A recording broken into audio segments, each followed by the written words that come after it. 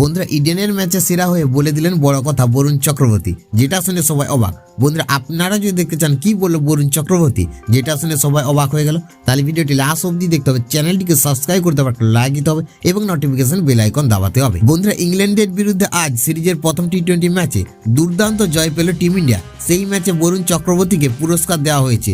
বল হাতে যেভাবে তিনি ব্রুক, লিভিংস্টন ও জস বাটলারকে সাজঘরে ফিরিয়েছেন তা ম্যাচের মোড় ঘুরিয়েছে বলে মনে করছেন ক্রিকেট বিশেষজ্ঞরা। 23 রানের বিনিময়ে তিনি তুলে নিয়েছেন 3 উইকেট। ইডেনে 22 গজে দুর্দান্ত সাফল্যের জন্য আইপিএলকে কৃতিত্ব দিলেন তামিলনাড়ুর রহস্য স্পিনার। বন্ধুরা হর্ষ ভোগলেকে দেওয়া সাক্ষাৎকারে বরুণ বলেন, আমি আইপিএলে এমন পিচে বোলিং করে অভ্যস্ত, আমি জানি কোন লেন্থ আমার জন্য সঠিক। আমি ব্যাটারকে নাগালের বাইরে বল রাখার চেষ্টা করি।